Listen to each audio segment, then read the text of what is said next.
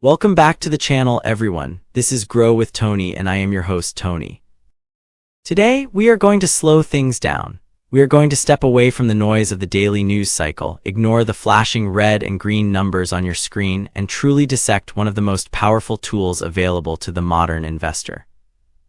We live in an era of information overload. If you open your phone right now, you will see a dozen headlines telling you to buy this crypto, sell that stock, or that the economy is about to collapse. It is exhausting. It leads to decision fatigue. And frankly, for most people, trying to pick the next winning stock is like trying to catch a falling knife. You might get lucky, but you are more likely to get hurt. But what if there was a way to opt out of that stress? What if you could guarantee that you own the winners of tomorrow without knowing who they are today? That is the promise of the ETF we are covering today, SCHB, the Schwab U.S. Broad Market ETF. Just a quick disclaimer before we dive in. I am an investor sharing my research and passion, not a financial advisor. This is for educational purposes only, so please do your own due diligence before making any financial decisions. Now let's settle in. To understand SCHB, we first have to understand the philosophy behind it. In the world of investing, there are two main camps. The active camp believes they can outsmart the market. They hunt for undervalued companies. The passive camp, however, admits something humble but powerful. The market as a whole tends to go up over time. The human drive for innovation, profit, and growth pushes the economy forward. SCHB is the flagship vehicle for that second camp. Let's look at the pedigree. SCHB is issued by Charles Schwab. If you have been in the investing game for even a week, you know that name. They are a titan in the industry. This fund was launched back in November 2009. While economic uncertainty remained after the 2008 financial crisis, the stock market had already begun a strong recovery by that time. But Schwab launched this fund with a simple premise: the American economy will recover and it will grow. And boy, were they right. Today, this fund holds over $38 billion in assets. It is a behemoth. So what is under the hood? Most people default to the S&P 500 when they talk about the market. The S&P 500 is great. It's the 500 largest companies. Think of it as the VIP section of a club. Only the biggest and richest get in. But SCHB tracks the Dow Jones U.S. Broad Stock Market Index. The keyword there is broad. SCHB doesn't just stop at the top 500, it keeps going. It holds approximately 2,400 different companies. Why does this matter? Imagine you only invest in the S&P 500. You own Apple, Microsoft, Amazon, the giants, but you miss out on the mid-sized companies that are currently growing aggressively. You miss out on the small-cap companies that are just starting to disrupt their industries. By owning SCHB, you are owning the VIPs, the regular crowd, and the up-and-comers. You own the entire stadium. Let's break down the portfolio composition, because this is where the rubber meets the road.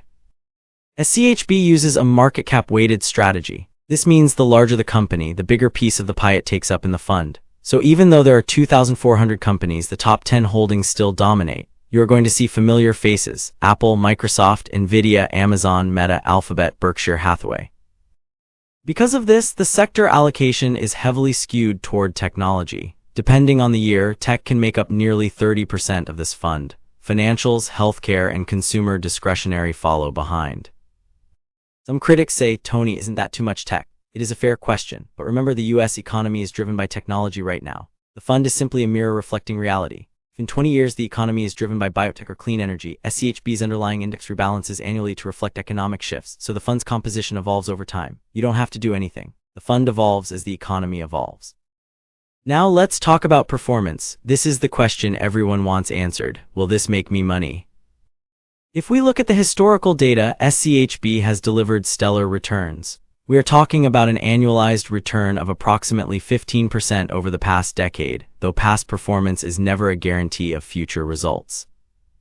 But I want to be real with you, averages can be deceiving. If you invested in SCHB in 2009, you looked like a genius for a decade. Then came 2020, the pandemic hit, the market crashed, SCHB dropped over 30% in a matter of weeks. If you were watching your portfolio then, you felt sick. But this is the crucial lesson of broad market investing: it always recovers. Not only did it recover, but it also surged to new highs shortly after. The volatility is the price of admission. You have to be willing to endure the valleys to enjoy the peaks. Let's shift gears to a topic that I know many of you love: dividends.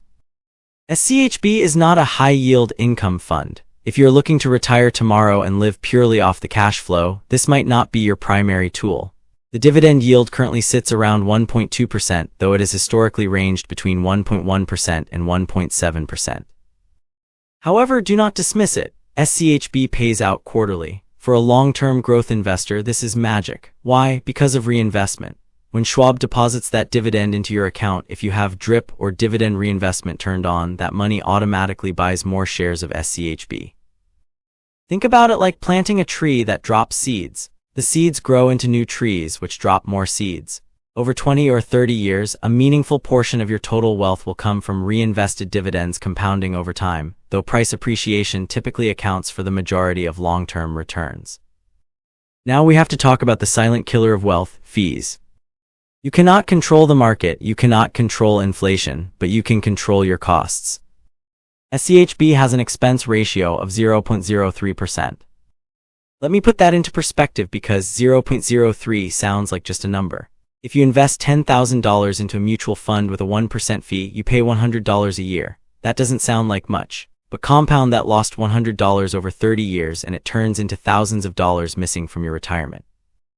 With SCHB on that same $10,000 investment, you pay Charles Schwab $3. That's the price of a cheap coffee. Once a year, that is efficient. That is how you keep more of what you earn.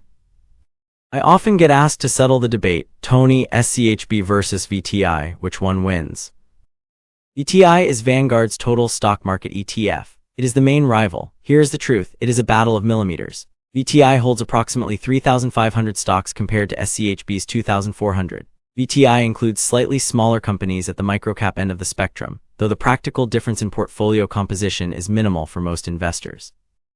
But when you overlay their performance charts on top of each other for the last decade, they are almost identical. The correlation is 99%. They move together, they fall together, they rise together. So how do you choose? It often comes down to your broker. If you use Fidelity or Schwab, you might prefer SCHB because you can buy fractional shares easier on the Schwab platform. If you are a Vanguard loyalist, you stick with VTI, but fundamentally, you are buying the same thing, the American economy. Don't lose sleep over this choice, just pick one and stick with it. Now let's compare it to VOO, the S&P 500. This is a more distinct comparison. In a market where large tech companies are crushing it, VOO might slightly edge out SCHB because it is more concentrated in those giants. But in a market where small companies rally, maybe during an economic recovery, SCHB has the potential to outperform VOO because it holds those smaller players. SCHB gives you a slightly smoother, more comprehensive ride. It's diversified not just across companies, but across company sizes. However, we must discuss the risks. I would be doing you a disservice if I just painted a rosy picture. Risk number 1, market risk. If the U.S. economy goes into a deep recession, SCHB will fall. There is no hedging here. You are 100% exposed to equities. Risk number 2, concentration risk. As I mentioned, nearly 30% of this fund is technology. If the government passes strict regulations on big tech, or if there is a massive cybersecurity event that crashes the sector, SCHB will take a direct hit.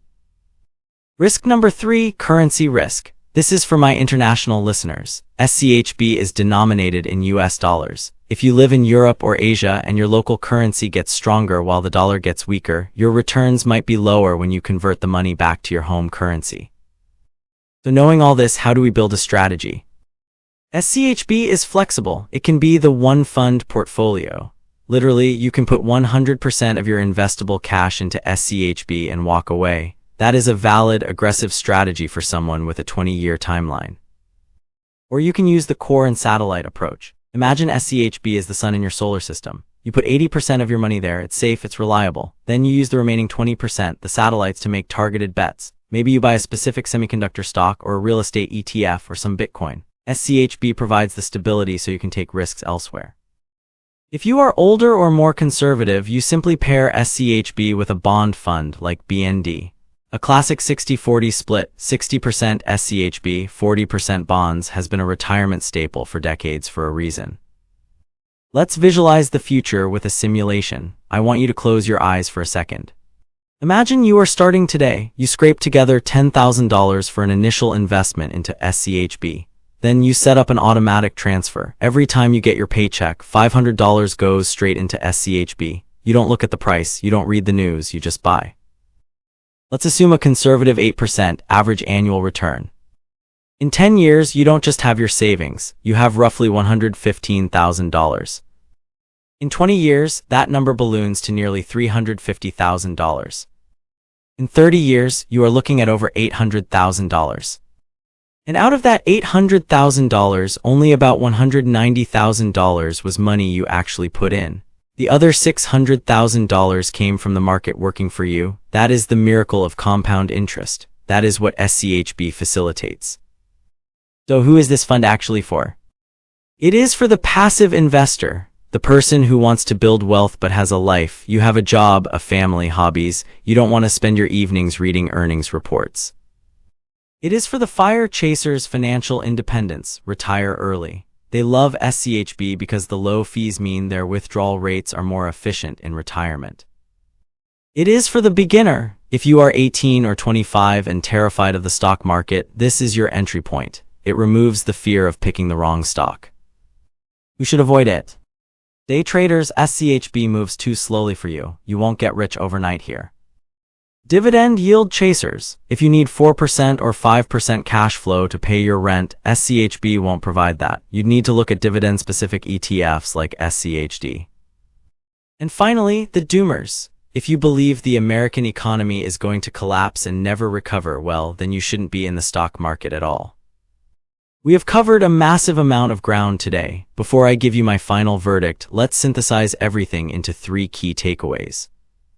Number 1, total coverage. SCHB isn't just a fund, it's a proxy for the U.S. economy. By owning it, you own approximately 2,400 businesses, securing your stake in American capitalism.